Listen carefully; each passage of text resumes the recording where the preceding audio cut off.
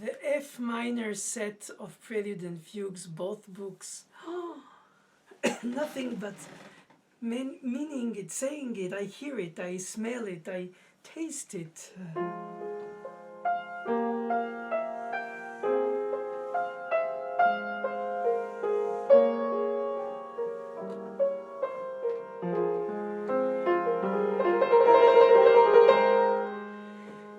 And the one of Book 2, the Lament.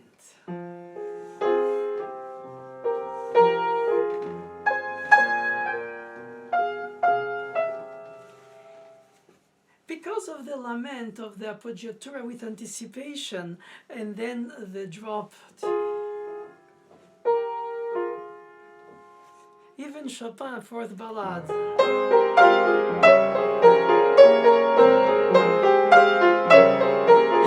That sigh that comes from the 2x2 dropping thirds, just like in Book 2.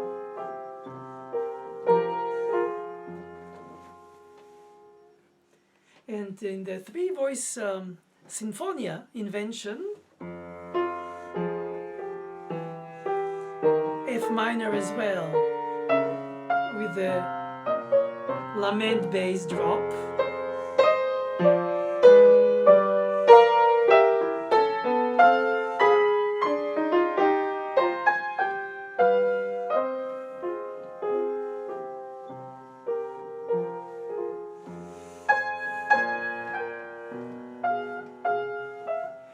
He writes it specifically in 4, but in groups of 2 beats, so it's 4/8 notes, but the upbeat is the beginning, and nobody knows that until you hear it. So therefore you need to bring a little bit that C of the second note, which is the downbeat, as a rising, and at the same time a securing of the downbeat is an uplifting beat.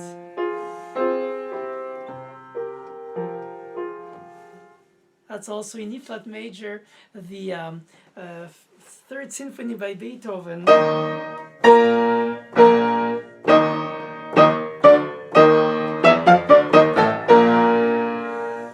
Isn't it interesting and probably serendipitous, but nevertheless, that's what you get in the bass line. Rising fifth, dropping octave. 1-5, 5-1. Whenever in the first book in F minor you have arpeggios with underlined, because of the low stem, quarter notes of each first of the 4 of the right top. So it suggests, in fact, visually, but in fact the 16th notes are also not only harmonization, but because of the passing tones and the step motions, you have more different type of aspects of decorations.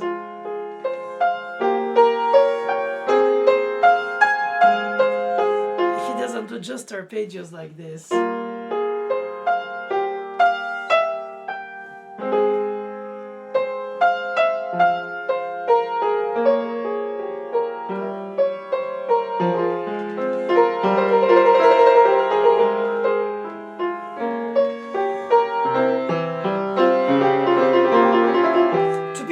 For the melodic bass, here we have for sure an unusual melodic augmented second, the gap of the minor harmonic.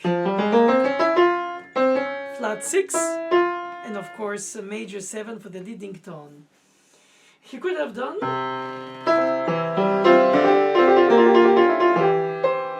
the ascending minor, 5, 6 sharp and leading tone, but he chose, and the melodic bass continues. Now this is unusual. Bach tries to either do 5-6-5 or 1-7-1, rarely 6-7 flat with leading ascending tone, which creates a step and a half. For this purpose, you can also flow the 4/4 in this, I think, a little bit less slow.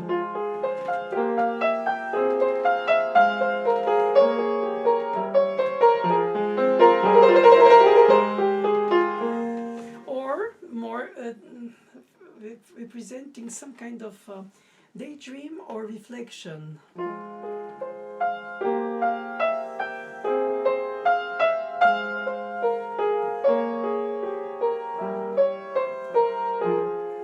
Something in the middle. Peaceful but flowing.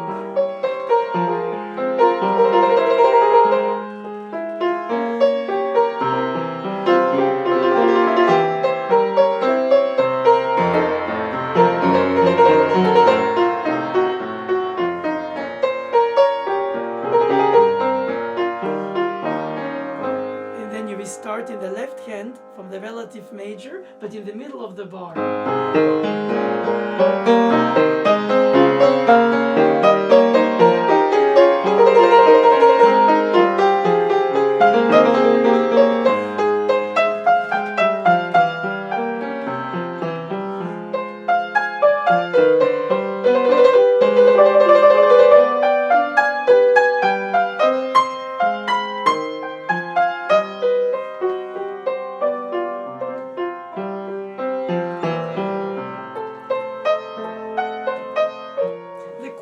Of the legato, the meaning harmonically of the arpeggiations, and then the patterns. I think that the combination of half notes, quarter notes, 16th notes allows to have something relatively andante, because I find that if not, it starts sounding hectic.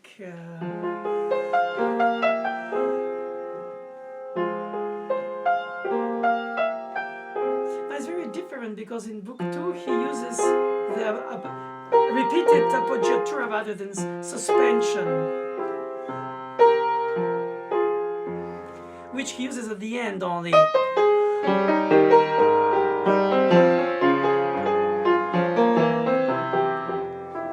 As a suspension, but all the other dissonances in the piece are replayed. The 6/4/5 and the 4/3. If he went directly to the note,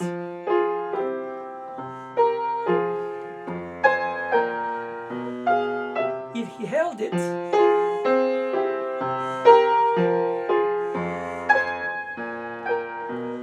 but he repeats it. And I repeat it without fully lifting the keys, so I have the ta-ha-ra, the replay of the appoggiatura on the beat in the connection of the melodic repeated note. And not. But without giving an impulse on the upbeat, rather on the anticipation, rather on the appoggiatura. Tam-pa-ram. And in 6th, it's important to also take in account the interruption of the rest on the 3rd, 8th note. Pedal could overstate it, so it should be pedal-less. So you can hear the melodic bass alone, and then the melodic tonic. I think it's interrupted silences that you want to create.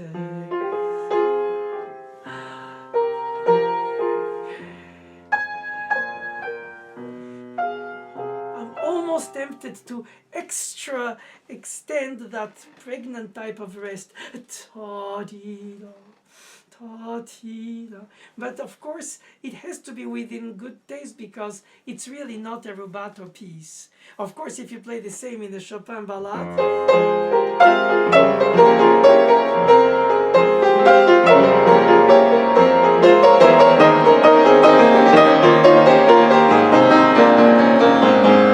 but not here.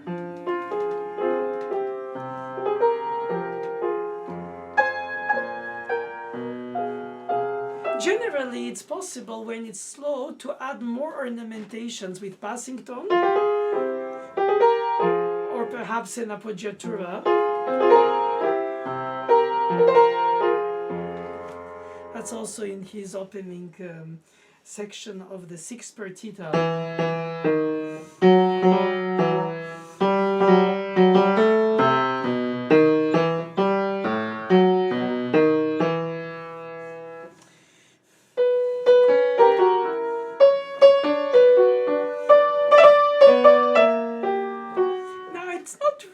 Necessary to always ornament. Of course, if you play in a less slow tempo,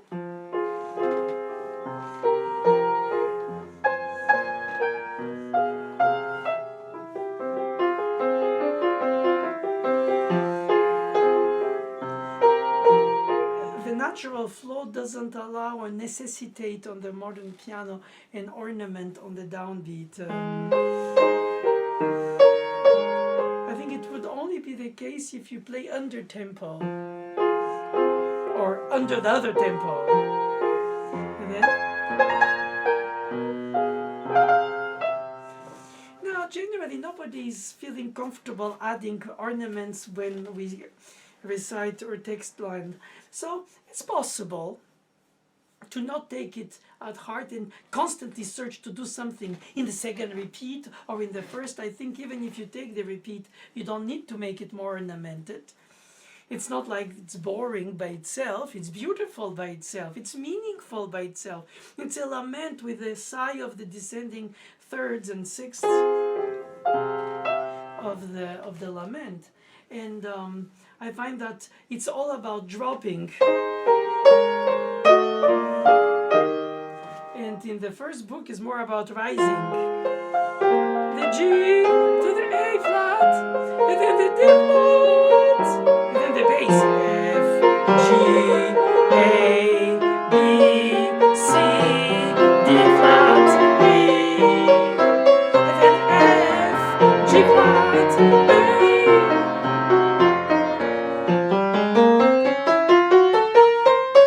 Of course, he drops to continue to stay in the same range, but there is a consistent rising of the bass line step by step.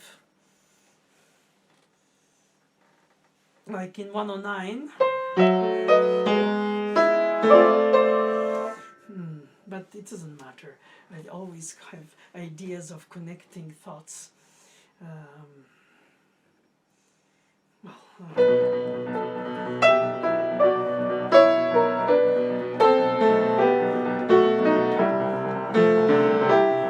And the bass.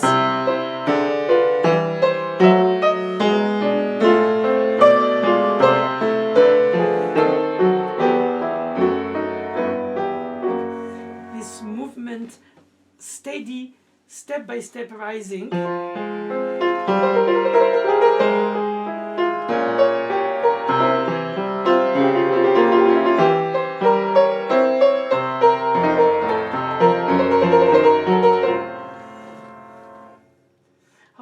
To also play now another option that can be considered is to have the 16th notes slightly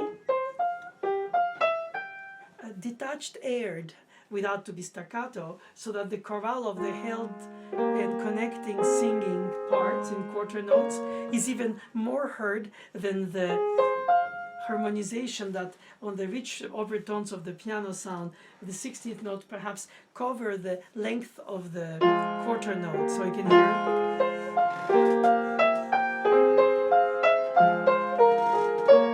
Or as well, perhaps too detached and too legato.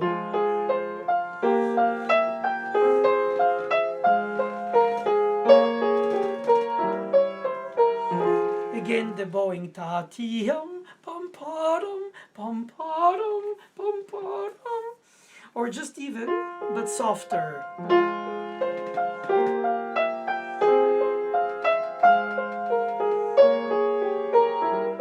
To bring out, without to be too loud, the melodic line of the chorale. The opening of 109 too.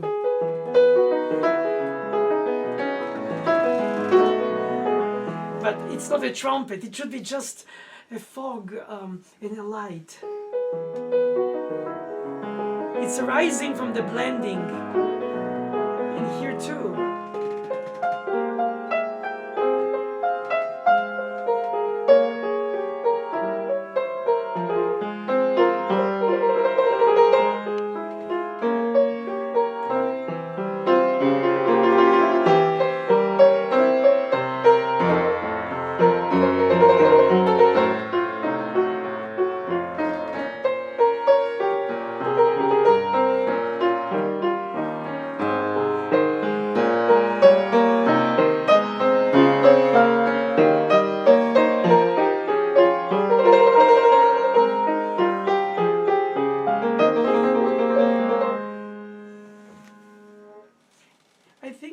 In some aspects, the preludes in F minor of both books seem to have that kind of reflective mood with more provoked tension, release, pain, dissonance, consonance in the lament of book 2. Now the fugue in book 1 has a very interesting, in my opinion, contra-subject, reminding me a lot of the contra-subject of the chromatic fantasy in fugue. When you do...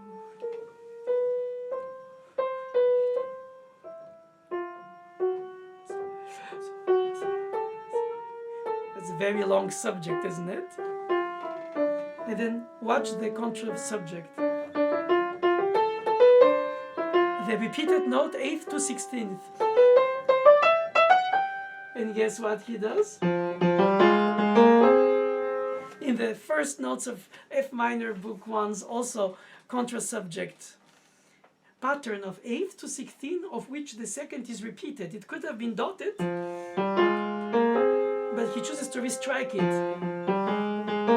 And I still think the second repeated note should be softer.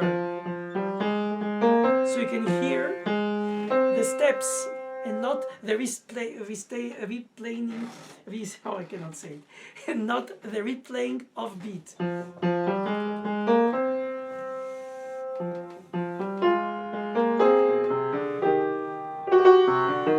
sorry I didn't properly play for you the subject. I bring the D flat more because you guessed the opening note is a rest. 1, 2, 3, 4. 2, 3, 4,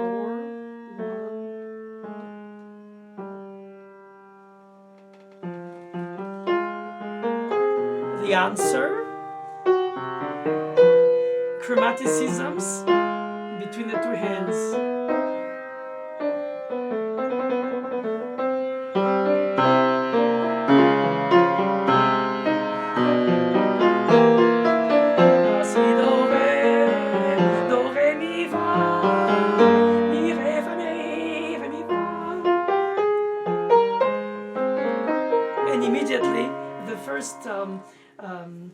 Section where you're bridging towards the next entrance, the episode, is based on the contra subject.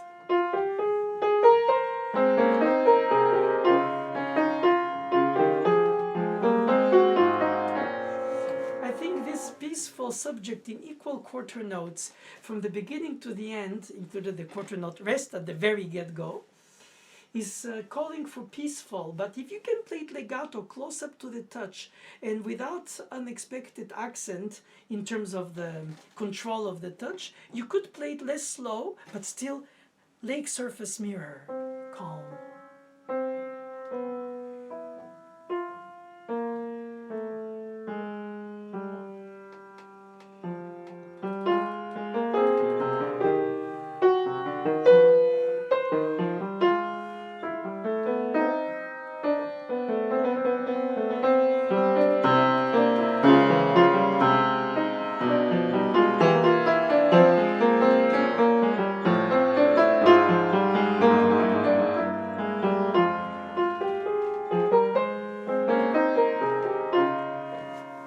See how it can be faster, because then it has to be detached. And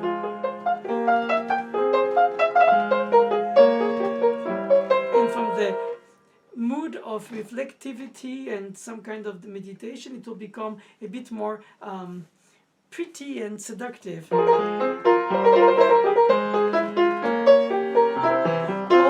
feel gallant.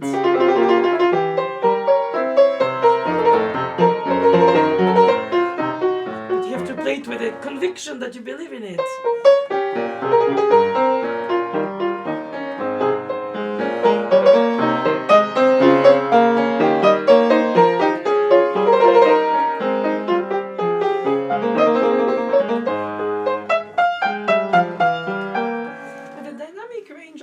Could then come in play. If you play it as a dramatic statement, brassy,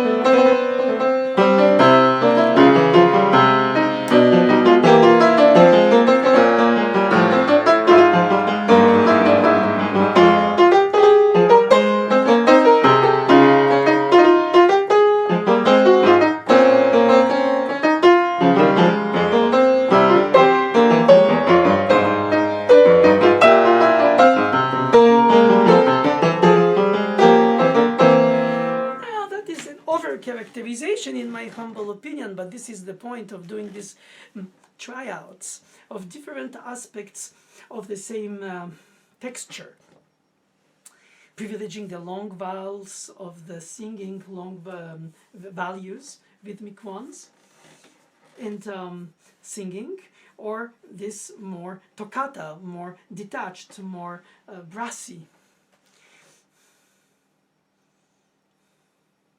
I personally think that so far the most natural is the flow and the calm and the lake mirror surface, so that little by little the beauties of it unveil without to be dramatically demonstrated.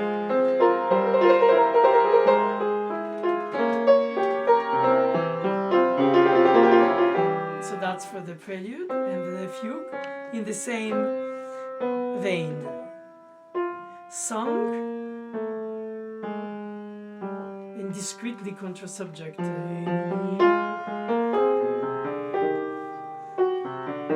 Make sure you hear the 16th note rests.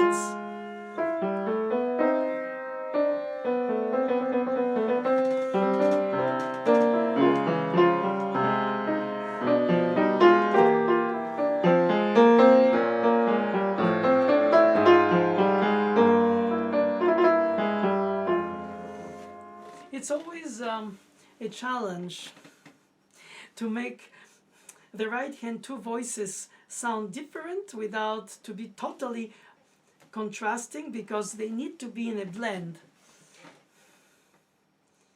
But this is an essential research in all of this polyphony, when you have several voices, at least two in a single hand, and they're necessarily in the same range. Whenever the book 2 is one of most strikingly, I find almost jolly happy, while in F minor, playful subject, which brings to have a playful fugue.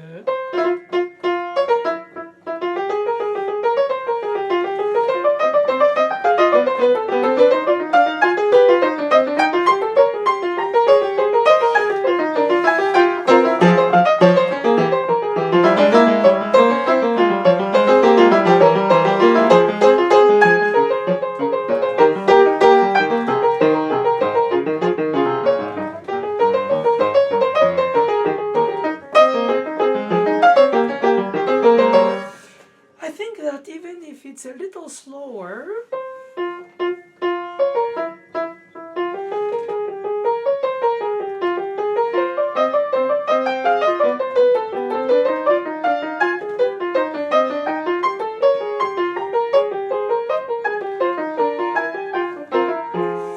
You notice what a long bridge before the entrance of the third voice. He's so almost playful, whimsical. I think it's also in the answer of the secondary voice, where you have the leading tone going to the third and not right away to the tonic.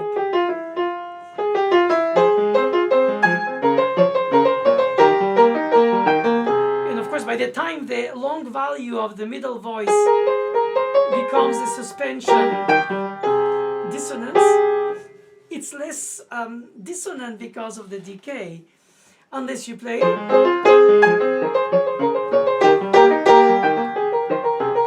lightest the two outer parts and too loud the middle part.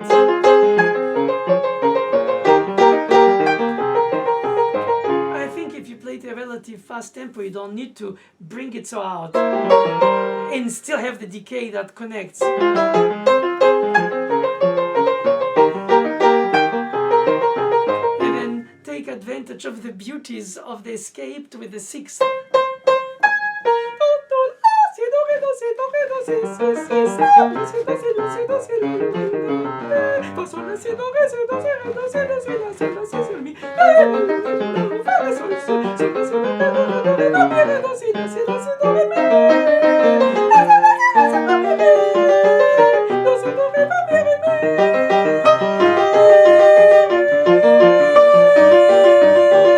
Crescendo that you cannot do on the piano. But anyway, again, I indulge in singing, forgive me, because I really, unfortunately, don't sound good. But I enjoy so much, as I said, it's important to play one of the parts with another than the fingers, so that you really feel the difference between the two, rather than only the vertical, inevitably combination.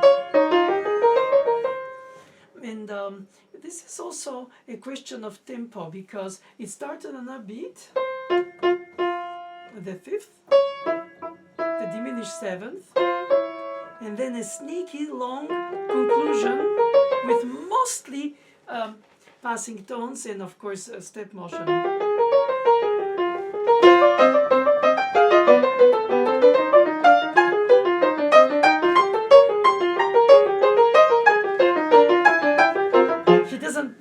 Phrasings for the continuous eighth notes after the contra subject is played during the bridge. So you could do two slurred, two detached, or you can do detached, two slurred, and detached in a syncopated.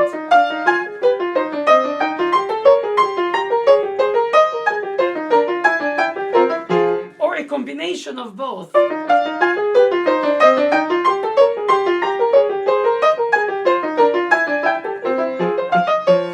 It doesn't seem so predictable, all detached or all slurred twice and twice staccato. It has to be apparently spontaneous. Of course, it's planned, organized, practiced, sang, written, copied, memorized, and all. That's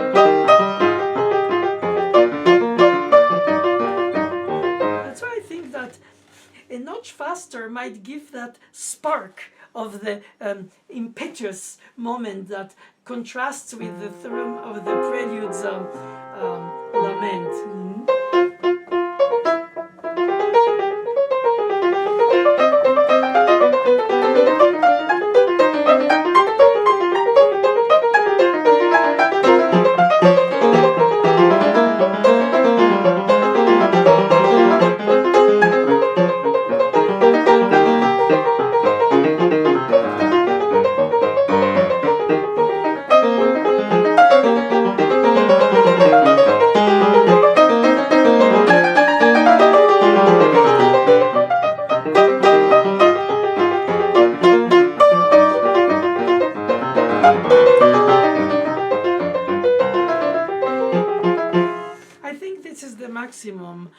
It allows, because at some point the fugue is always like a chase, which is the title of the word fugue.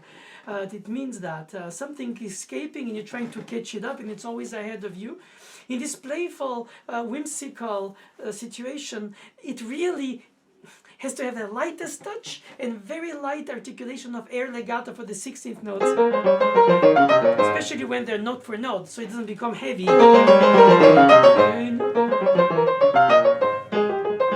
With that air legato, la si do re fa mi re do, not legato, nor staccato, but really, and on top of it with a shape, bridged, arched. La, si, do, re, fa, mi, re, do. Always 2, 3, 4, 1, 2, 3, 4, 1, 2, 3, 4, 1, 2, 3, 4, 1. Because it starts on 2 when it changes direction. 3, 4, 1. And then up. And then in between. And then drop. La, si, do, re, fa, mi, re, do.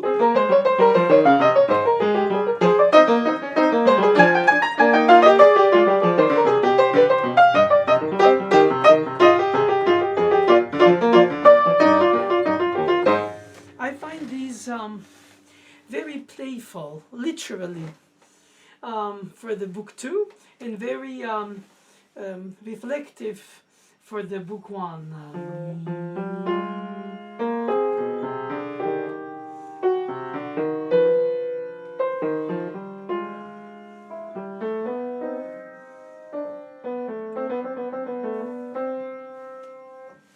Who knows what would have been book 3 if he had aged more? Perhaps he would have written more. He never stopped. Fountain man. It always comes out of his constant inspiration, constant creativity. In the elegance, I cannot beat both F sharp major preludes. One cuter than the other. I'm sorry to say that cute. It sounds derogatory, but I mean it's pleasant. It's just almost small talk compared to the F minor that had some kind of gravitas. This is lightness.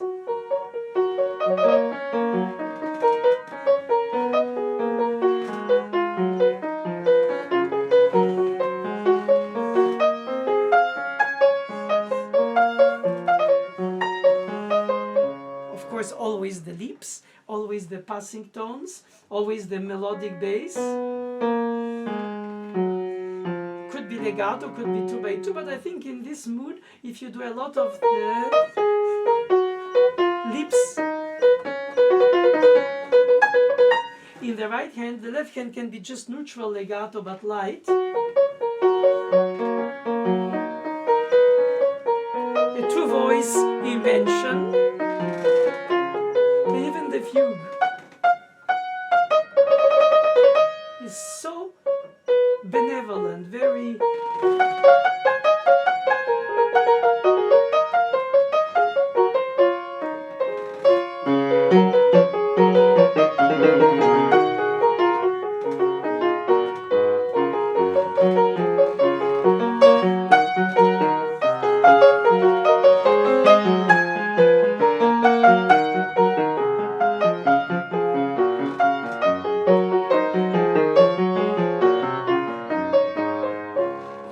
well-meaning, so polite. And here you have in book 2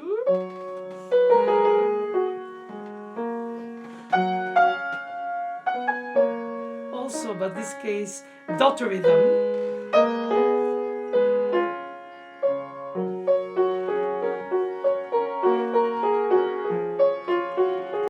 And if you want to make it a bar beat, but calm,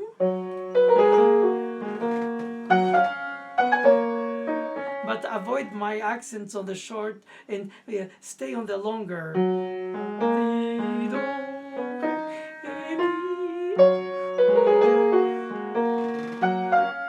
It's more linear, less hectic, less chopped.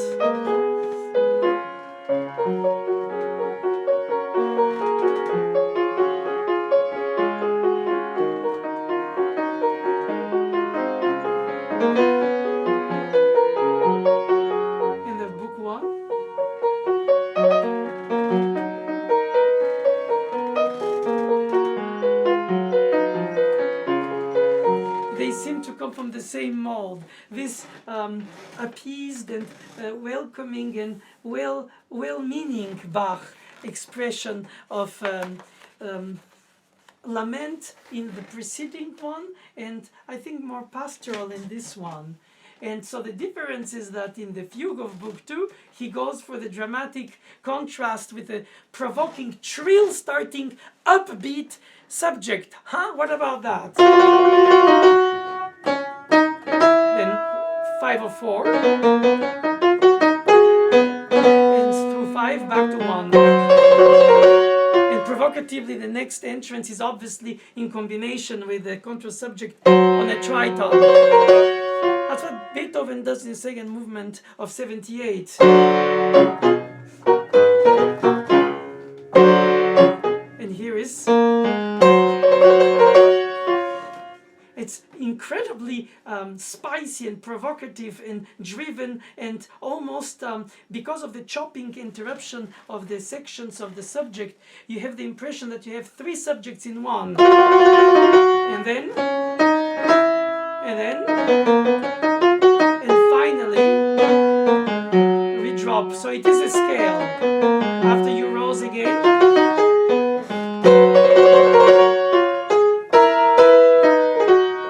Now, of course, in the fugue of Book 1, which I personally hear in my inner world also as tender and graceful as its prelude.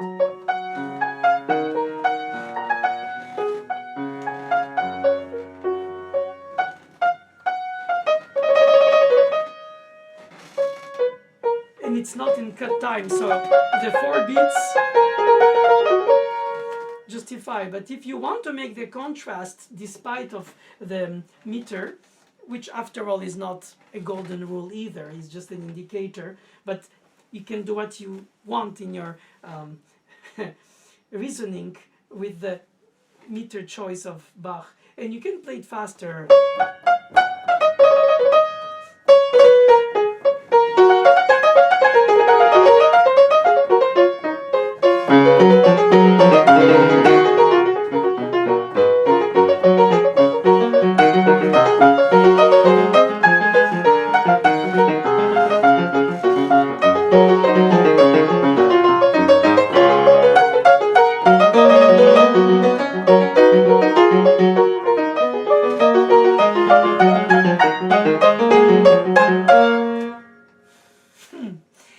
Why not?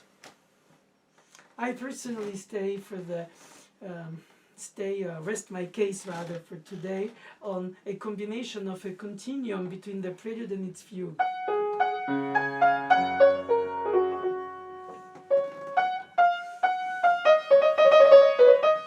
Compared to the prelude of Book 2, so polite and so graceful, and a kind of drill, doorbell ring.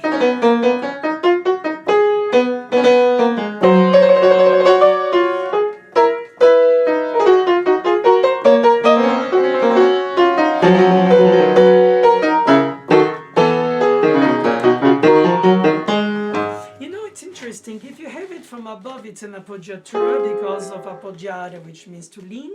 And if you have it from under, acciaccatura, or port de voix in French, it's more of a provocative undernote, but more not so often. If he has done it with the appoggiatura, but he starts and then. Controversies about, are we supposed to play in Baroque the trill on the upper note, on the real note? I think in this case we have to play it on the real note, because I think that is the purpose of his provocative departure on a leading tone in the middle of a bar of a cut time for the subject entrance. And when it's the entrance of the answer, he doesn't hesitate to clash them against each other with a tritone. Of course, he could have done,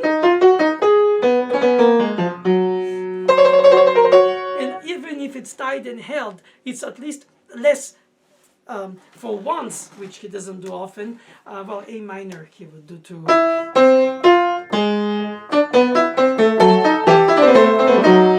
But vindicative and almost collisional, like Beethoven does in his fugue of 101.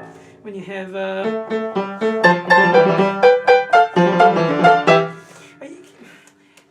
yeah, that's why I think it's important to have the trill and the energy and the dynamic range at a very spicy high level, with the trill even with little pedal, because I think the pedal gives more resonance to the blossoming of the sound. It's a crescendo.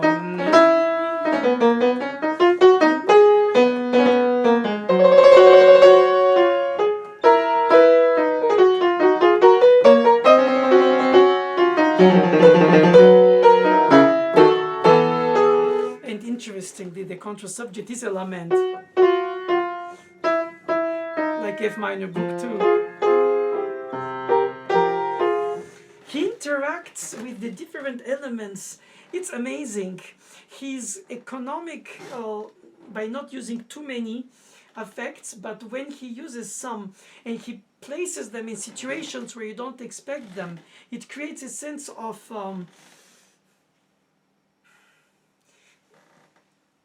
exponential expansion of the material. It feels like it's a fountain that keeps on giving, because so many things are to be appreciated, presented, perhaps not overstated in the performance. It's always the problem of the balance between uninvolved and over-involved, but still, it gives you the option to stay close or distant. And I think that when you have a fugue that is so vindicative in its character, you cannot be distant. And F sharp minor book 1 is fingers arpeggios and patterns, 16th notes prelude in the vein of the A major or C sharp major, and it's a bit like D sharp minor book 2.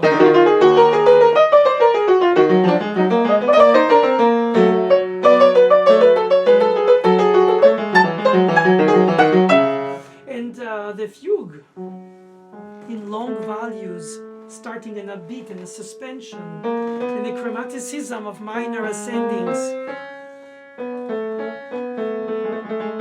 What a magnificently emotional, tender, but also tragic subject. The struggle of humanity to go step by step higher through the chromatics, as if you are trying to avoid to fall drop.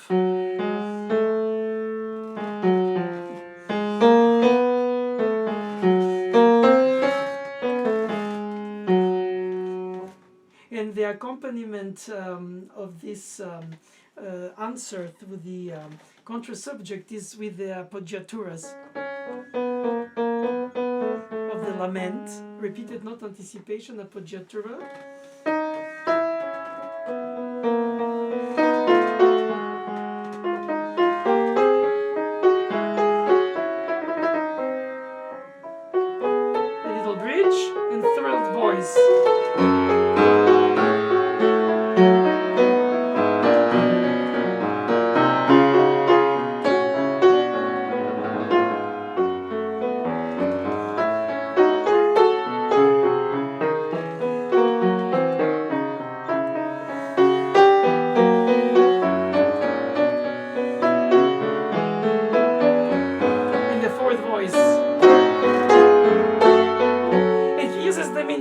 But they're not thirds, they just happen to become thirds vertically, but they're horizontal.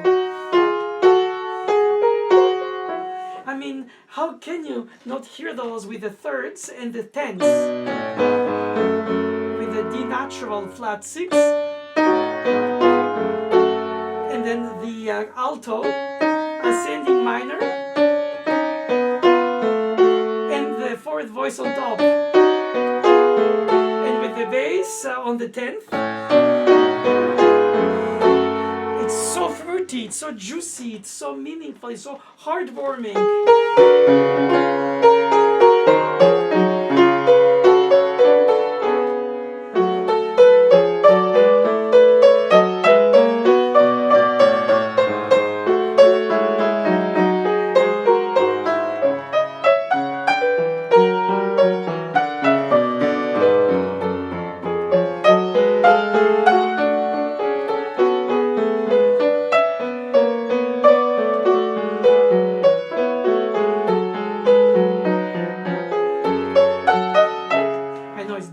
But I liked D sharp because I like the idea of using the ascending, descending, which he does sometimes, but not here.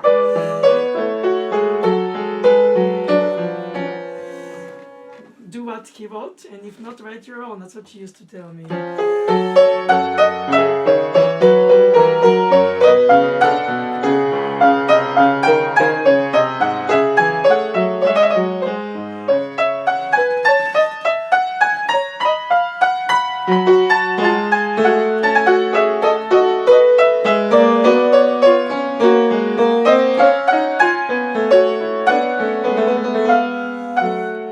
It's really the ascension, the uplifting,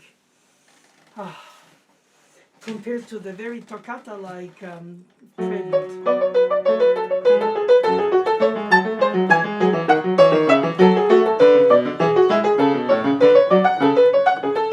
This is for once the prelude. It's supposed to be short, intonation-wise, to bring F sharp minor to the ear, to be ready for the main dish, the fugue.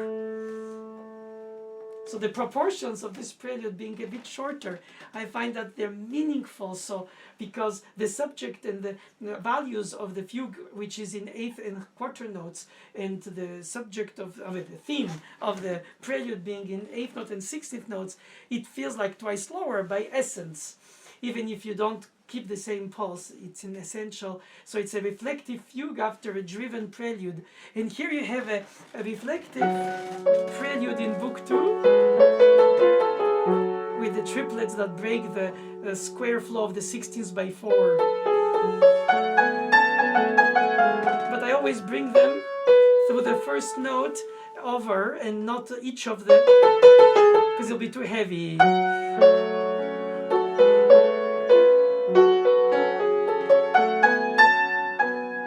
And then you incorporate the triplets inside, but softer.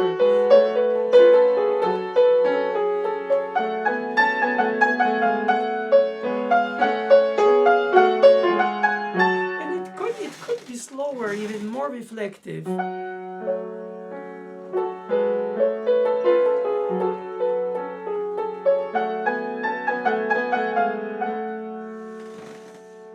I think the triplets are difficult to manage because they're between the 30 seconds that they're not and the 16th notes that they're no more. So he could have done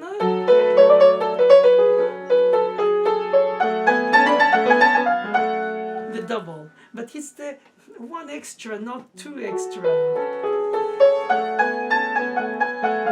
And I find that even if you phrase it by 6 or by 3 and 3, whichever way, it breaks with the squareness of the 4/16ths a beat.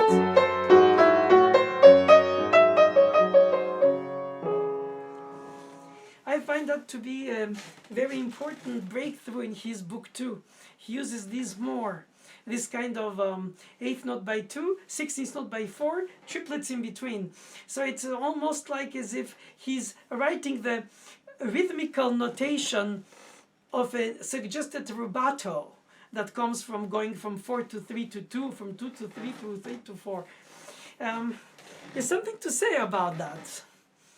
And of course the fugue in F sharp minor is completely different from the one that is meditational, in my opinion, from book 1. And it's rather vindicative.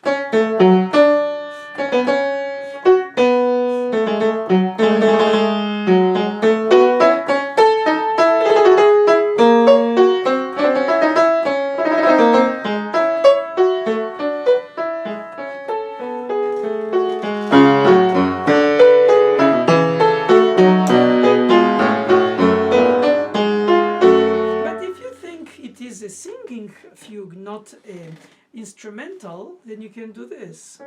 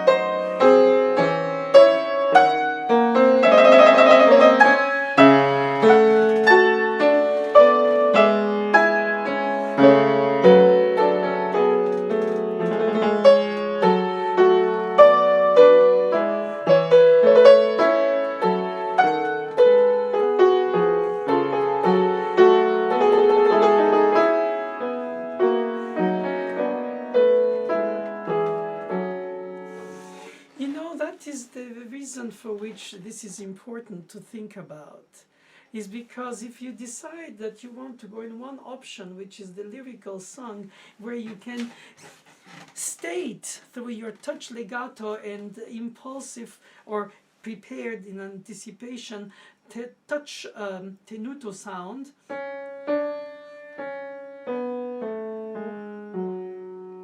for the step motion, and then enhance the lifting of the minor sixth up, the famous leap of love, the appoggiatura to the fifth.